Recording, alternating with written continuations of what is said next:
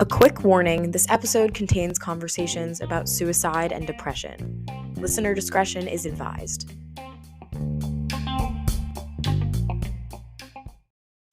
So in October of 2021, my mom committed suicide. Listen without feeling the need to give advice. You feel irrational things sometimes. It's good to be emotionally intelligent. Hello, everybody. Welcome back to Generation SOS on Record. Today, I'm here with Miss Emily. How are you doing today? Thank you for coming on. I'm pretty good. Thanks for having me. I am 23 years old. Yes, my birthday's in September. I'm a Virgo. We went to college together when I first transferred to App State. She was a roommate of mine, and we got connected through a mutual friend. And then we lived next to each other last year. How are you right now regarding your mental health journey? I'm kind of in a weird place. I'm living at home right now. Like post-college, moving home. It's weird. I moved home actually to not to work on my mental health, but that was definitely a factor in me choosing to move home instead of just either staying in Boone or going somewhere else. I'd say that the last couple of years especially have been a big mental health journey for me, but especially the last year and few months. You had some life-changing events happen in, I believe, October of 2021? Yeah. Okay. Yeah. So in October of 2021, my mom committed suicide. And that is a really important part in her death to me, I think. I do think it's important to point out that the way that she died it's a really significant part of her death to me. And it's been a journey to deal with, especially because I had a really complicated relationship with my mom. It was not a close one in my adult life. That was different growing up. I was really close with her growing up. And it's been a journey. It's been a journey, absolutely, whether it's grieving, figuring out my own mental health stuff, figuring out how to deal with others' mental health stuff, figuring out just how to get through life when your world has when your world literally has completely changed. She struggled with mental health her entire life, and from what I saw, it progressively got worse as she got older. Did I want to get closer with her? Of course. Was I open to that happening? Of course. But was I going out of my way to do that? No. At the end of the day, she's the parent, and regardless of our responsibility, or regardless of our relationship, I genuinely felt and still feel to this day that it really was her responsibility to repair that relationship. It wasn't on me anymore. That was kind of a harsh reality that I had come to. At the time, I kind of felt like I didn't deserve to grieve as hard as other members of my family did because I wasn't as close to her.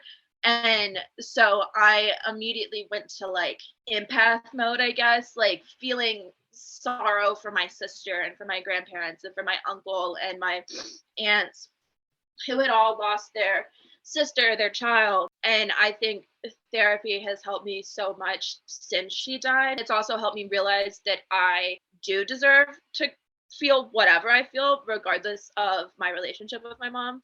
And I don't even know what all the stages of grief are. What are they? So there's denial, anger, bargaining, depression, and acceptance. And what you'll learn is that like those did not go in the same order. Like that order, and you might not even experience all five of them. You might, but of my journey that I've experienced since she died, I think I'd say probably between like May and July of last year was like peak it hitting me. I think the biggest word that comes to mind is isolating. It was a very isolating feeling. Like I was mostly feeling depression around that time. Feeling a lot of anger too. Anger at my mom for killing herself, anger at the world, anger at like even anger at my friends, anger at the people around me for, not doing enough, which is like not actually something that I've felt. It's just when you're experiencing such heightened emotions like that, like you feel irrational things sometimes. So you sent me a few articles. I remember we were talking, we had a conversation in July in your room. Mhm. Personally, I had never been through that. So me coming to you being like, I don't really know what I need to do as a friend. And you sent me 3 articles and I read them. I took notes and I pulled up the notes from my phone and I was like, we could talk about it today.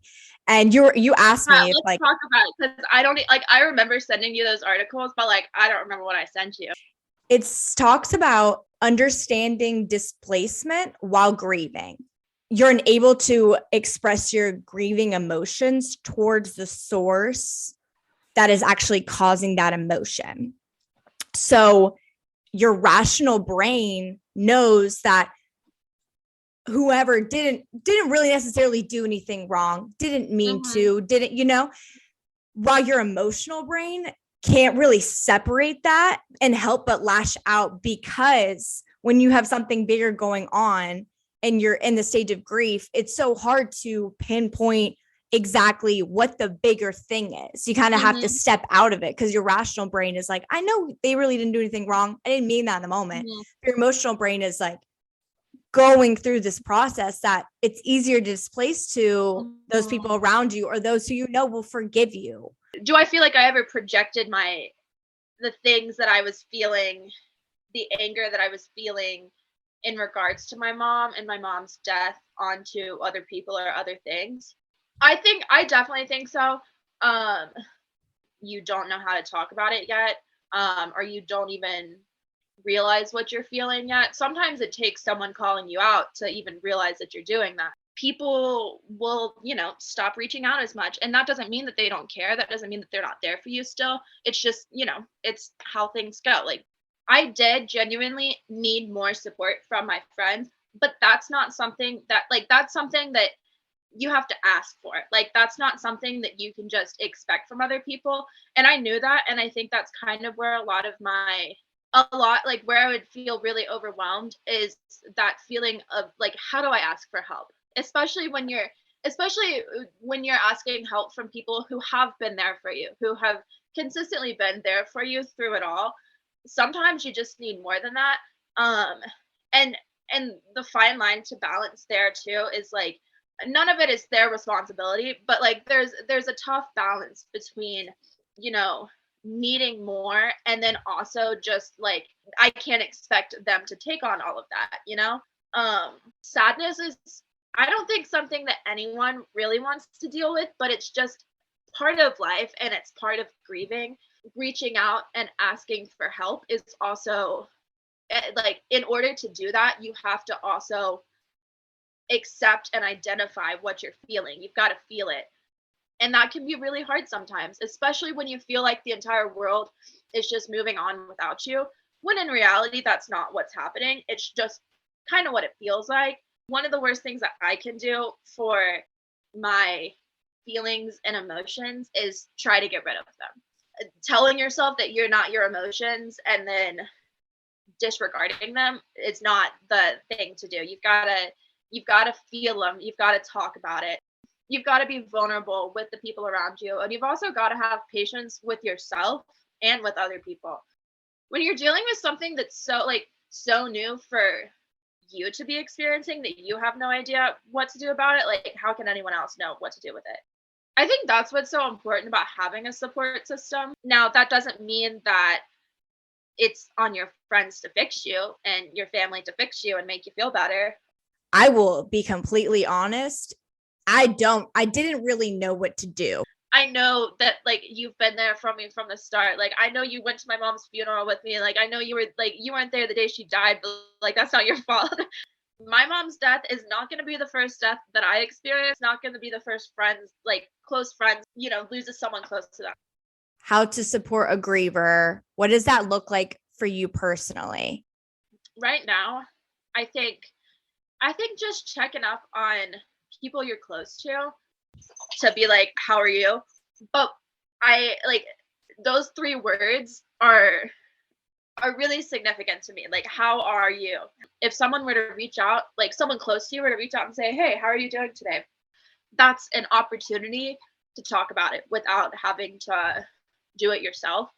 it's really important to invite people to talk about things, listen without feeling the need to give advice. And that's like, I'm saying that at myself. Like that's a huge thing for me, is having to actively listen without actively spewing your thoughts. Try out therapy. You gotta want to do it for it to work. But and I think a lot of people give therapy a bad rap because it's like, oh, if you go to therapy, it's because you're like super fucking depressed or something. Like that's not.